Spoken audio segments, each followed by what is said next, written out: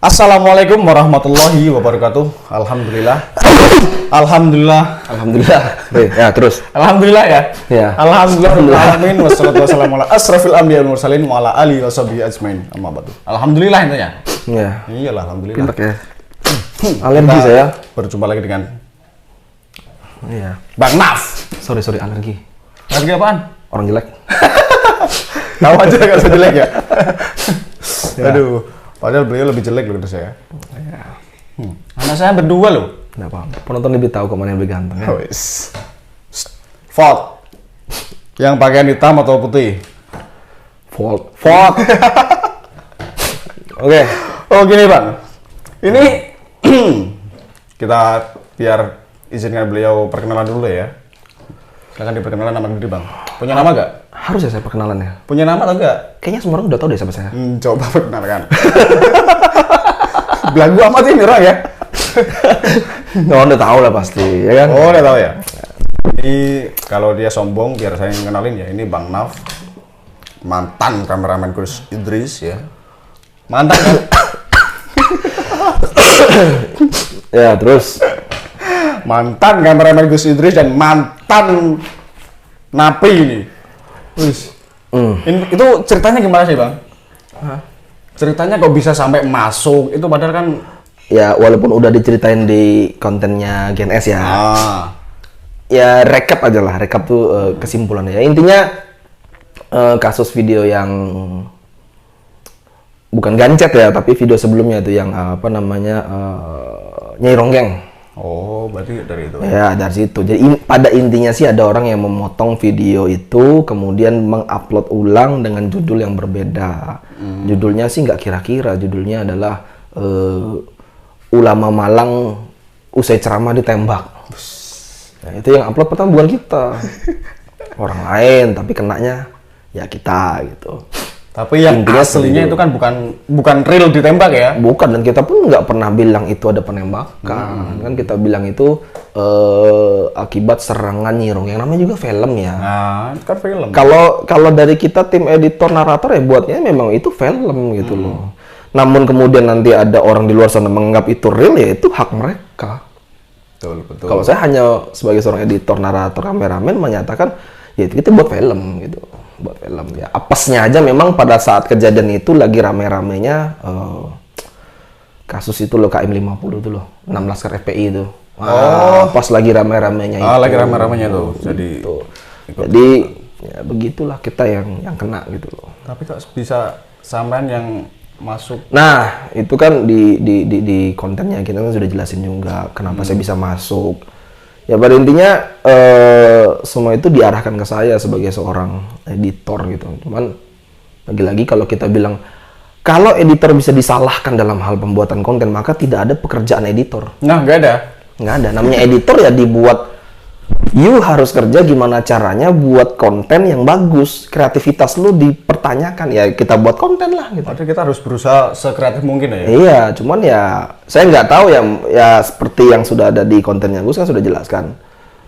Kasus ini kan kompleks sebenarnya gitu loh. Jadi cuman pintu masuknya kayaknya ya di video yang ini gitu loh. Kok jadi serius gini sih ngomongnya? Bentar bang, saya jadi salah fokus loh. Ini kok masih besar padahal baru keluar loh ya.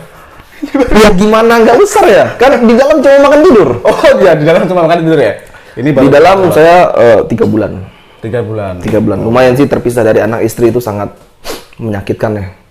Duh, saya nggak bisa bayangin tuh terpisah Itu. dari istri. Terpisah Apalagi- dari anak istri kemudian tidak dipertanggungjawabkan itu sangat Maksud dari tidak dipertanggungjawabkan apa itu bang? ya kan sudah saya jelasin juga. Maksudnya ya ada hal-hal yang memang harusnya itu menjadi tanggung jawab seorang bos lah gitu. Itu tidak ditanggungjawabkan. Dari pihak. Ya nggak usah disebut lagi lah, malas saya sebutnya. Ya. Aduh, apa itu? Ya begitulah kira-kira. Ya gitulah kira-kira. Oh itu nggak jebol ini? Nggak jempol. Baiklah, terus next. Pertanyaan selanjutnya. Bentar, boleh kita makan? Boleh. Jangan lama-lama nanti melayang ini. Nonton nggak sih itu di sana? Ada 2 ini. Bentar, untuk saat ini saya nggak berani sama itu. Oh ya, makasih ya untuk Mavic Air-nya Diberikan sebagai bintang tamu. Ngeri loh bayarannya loh. Makasih. Tapi cuma kontaknya aja. ngerekod. Tapi yang mild sih. Mana yang mentol? Oh, udah habis. Oh ya udah. Nah, Terus setelah sampai keluar dari penjara nih ya, sikap apa yang mau sampai ambil tentang kasus yang itu tuh, sampai masuk penjara tuh? ya karena saya merasa dirugikan, merasa tidak diperhatikan, otomatis saya bukan menyerang balik ya, tapi lebih tepatnya mengungkapkan kebenaran gitu. Karena banyak suara sumbang Oh. yang menyatakan saya begini dan begitulah, makanya saya harus speak up lah, harus ngomong yang sebenarnya seperti ini, harus lah, bukan maksud menjelekkan, tetapi ya karena ada suara sumbang itulah makanya saya harus lawan gitu loh, supaya bukan saya yang disalahkan gitu loh. Yang penting niatnya bukan menjelekkan tapi Menyatakan kebenaran, kebenaran itu sebenarnya ini gitu loh, kasus seperti itu. Nah, karena intinya kalau misalnya sampai saya dituduh karena gara-gara saya, ya harusnya jangan pekerjakan saya sebagai seorang editor. betul. Namanya sebagai seorang editor, narator, itu kan membuat sebuah konten bagaimana caranya supaya konten itu menarik. Itu kan Lalu kemudian konten tugasnya. itu bermasalah, kan saya sudah jelaskan juga di konten guys, bahwa saya sempat menyatakan bahwa hal-hal yang kemarin menjadi polemik itu sebaiknya dihilangkan saja. Itu sempat tuh saya ingatkan agar itu dihilangkan. Sudah Ada mengingatkan. buktinya. Tapi tidak diindahkan, menyatakan bahwa ya teruskan aja. Nah, yang ini memang tidak saya ungkapkan ke persidangan karena saya tidak mau panjang lebar, karena juga permintaan beliau supaya ya udahlah kita jangan saling menyerang gitu loh. Tapi nyatanya di belakang saya banyak suara-suara yang menyatakan bahwa itu kesalahan saya gitu loh, makanya saya wah ya nggak bener kalau begini. ujung-ujungnya sama juga yang ditikam. Iya. Kalau begini caranya ya nanti di tempat beliau pun nggak akan ada lagi orang mau jadi editor. Iyalah. Karena setiap kali ada masalah, editornya yang dicokot gitu loh. Sama di brakot ya. Nah itu dia masalahnya. Apalagi 3 bulan itu bukan waktu yang sebentar. Apalagi harus meninggalkan anak. Anak masih kecil ya? 10 bulan. Oh, baru 10. Waktu saya tinggalkan itu berarti baru 7 bulan. 7 bulan. 7 bulan. Itu pun 7 bulanan saya tinggalkan karena saya kerja Kalimantan. Saya terakhir ketemu anak saya itu umur 4 bulan. Terakhir 4 bulan. Iya 4 bulan. Setelah langsung dari sana 4 kerja langsung ditahan, itu keluar anak saya sudah umur 10 bulan. Kan berarti ada 6 bulan yang saya nggak lewatin. ketemu sama anak. Wih, serasanya kayak. Itu Apalagi baru anak pertama. anak pertama. Tuh. Next. Terus itu tanggung jawab dari pihak bos sama keluarga yang sampai tinggalkan waktu di Bui. Ada nggak? Nggak ada. Sama sekali. Nggak ada. Saya baru mempertanggungjawabkan kata-kata saya, memang nggak ada. Memang tidak ada. Padahal Berani kalau misalnya mereka bilang ini, ayo ketemukan saya. Memang tidak ada. Bener-bener tidak ada. Tidak ada. Wih, kejam ya. Ya alasan macam-macam sih. Gitu. Nah saya juga enggan sih ngomongin masalah ini, cuman karena diundang ke sini ya udahlah. Paksa sih sebenarnya. Ya, next. Itu kan banyak yang bertanya. Terus dengan adanya kasus ini, saya bakal stop nggak bikin konten? Ya enggak sih. Konten tentang edukasi hukum kan saya punya channel sendiri. Nah, penjelasan sendiri. Tapi channel saya itu kan khusus tentang hukum, edukasi hukum itu tetap berjalan.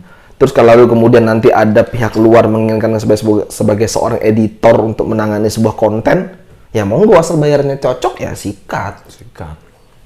Nggak harus di sana lagi ya? Nggak mungkin lah, nggak mungkin ke sana lagi ya? Dari tangan dingin saya akan hasilkan karya-karya yang wah. Buktikan. Ya orang pasti udah tahu lah gitu kan. Nggak perlu banyak bicara. Orang pasti udah tahu lah gitu.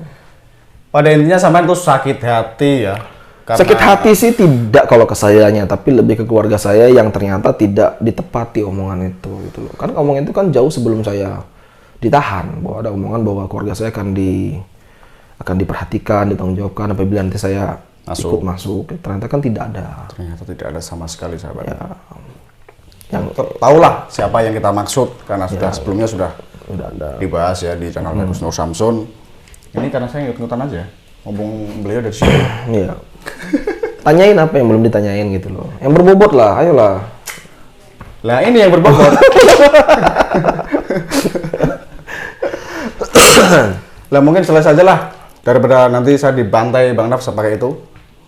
Ya, kalau gitu nanti tunggukan hasil kolaborasi kami dalam membuat konten-konten yang seru.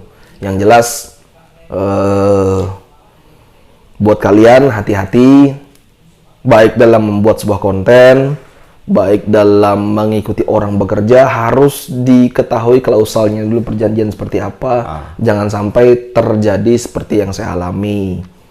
Betul. Syukur-syukur ketemu atasan, bos yang memang dapat bertanggung jawab. Kalau tidak itu yang bahaya. Apalagi bos yang hanya menginginkan kita yang masuk, dia yang tidak masuk, atau kita yang dirugikan, dia yang tidak dirugikan. Itu yang ya, karena mungkin kalau misalnya saya seorang santri membela seorang guru itu sudah suatu kewajiban. Tapi kan saya bukan santri. Pekerja ya? Saya pekerja profesional. Pekerja. Jadi apabila saya dituntut untuk membela satu yang memang bukan menjadi tanggung jawab saya, ya saya kan bertanya-tanya loh. Lah aku kan kerja di sini gitu loh. Uang kerja. Yang kerja loh kok disuruh tanggung jawab. Lain kalau misalnya hasil dari AdSense itu dibagi persentase. Misalnya saya 30%, bosnya 70%. Oke lah kita bagi sama gitu tanggung jawabnya. Padahal itu gaji. Nah ini kan gaji tetap. Mau kon dapat 1 M ya gajiku tetap segitu gitu. Nah itu kan bekerja namanya gitu loh.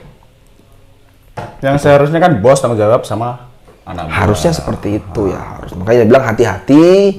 Kemudian di mana Anda bekerja harus hati-hati, ketahui dulu bagaimana sifat dan attitude seorang atasan.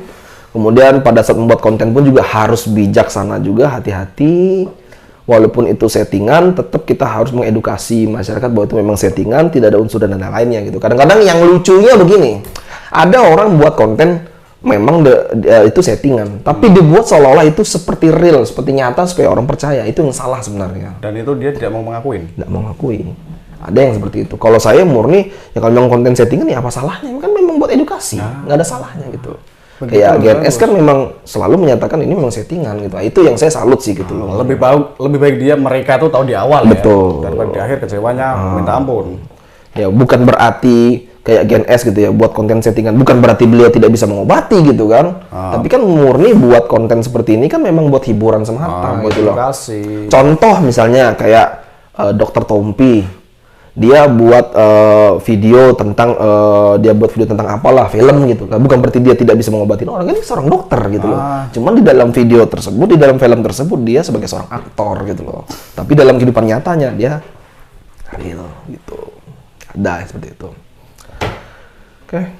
Oke, mungkin udah cukup ya? Ya, saya sih terserah, monggo. Saya sudah cukup. Udah, saya juga Kan bosan. sebelumnya saya udah nonton juga. Iya, alergi makin cepet ya, gara-gara cari gitu loh. Bukan alergi itu mah. Mungkin cukup sekian sahabat. Apabila ada salah kata dari Bang Naf atau dari saya, mohon maaf yang sebesar-besarnya. Akhir kalam, wassalamualaikum warahmatullahi wabarakatuh. Waalaikumsalam warahmatullahi wabarakatuh.